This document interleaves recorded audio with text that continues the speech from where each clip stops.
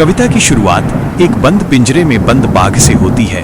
कवि कहता है कि बाघ अपनी चमकीली धारियों के साथ अपने पिंजरे में कुछ कदम इधर उधर चलता है। उसकी चाल बहुत शांत है, जैसे मखमली पंजों पर चल रहा हो। बाहर से वो शांत दिखाई देता है, लेकिन उसके अंदर गुस्सा भरा हुआ है। ये गुस्सा उसकी कैद का गुस्सा है, उसकी छिनी हुई आजादी का गुस्सा है। कवि हमें बताता है कि यह बाघ यहां नहीं होना चाहिए, उसे जंगल में होना चाहिए था। वो छाया में छिपकर लंबी घास में धीरे धीरे फिसलता हुआ चलता।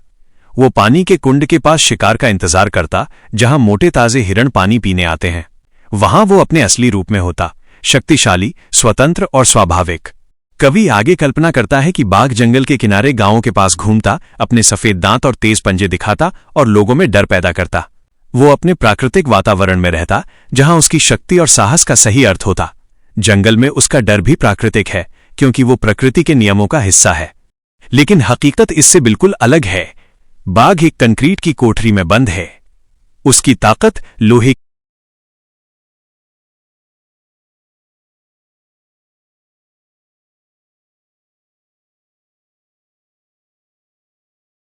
की सलाखों के पीछे कैद है। वो बार बार अपने पिंजरे की लंबाई नापता है। वो आने जाने वाले दर्शकों को अनदेखा करता है। लोग उसे देखने आते हैं, लेकिन उसके लिए वे कोई मायने नहीं रखते। वो उनसे कोई संबंध महसूस नहीं करता। रात के समय जब चिड़ियाघर शांत हो जाता है, वो दूर से गाड़ियों की आवाज सुनता है जो गश्त लगा रही होती हैं। वो आसमान की ओर देखता है।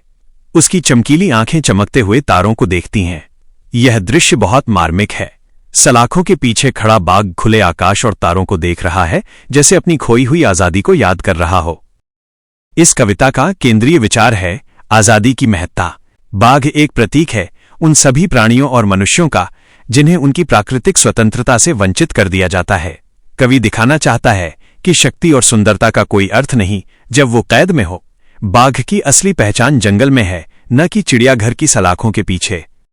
कविता हमें ये भी सोचने पर मजबूर करती है कि क्या जंगली जानवरों को चिड़ियाघर में बंद रखना सही है? क्या हम उनकी आजादी छीनकर उन्हें केवल अपने मनोरंजन के लिए कैद कर सकते हैं? बाघ की चुप्पी, उसका शांत गुस्सा और उसकी तारों की ओर देखती आंखें हमें उसके दर्द का एहसास कराती हैं। अगर आप बोर्ड एग्जाम की तैयारी कर रहे हैं तो याद रखें कि इस कविता में इमेजरी, कॉन्ट्रास्ट और सिंबलिज्म बहुत महत्वपूर्ण है। पिंजरे और जंगल का विरोधाभास, शांत चाल और अंदर का गुस्सा, सलाखों और खुले आकाश का अंतर, ये सभी परीक्षा में पूछे जा सकते हैं। अंत में ये कविता हमें एक गहरी सीख देती है कि आजादी हर जीव का अधिकार है। शक्ति, सुंदरता और साहस तभी सार्थक हैं जब वे स्वतंत्र हों।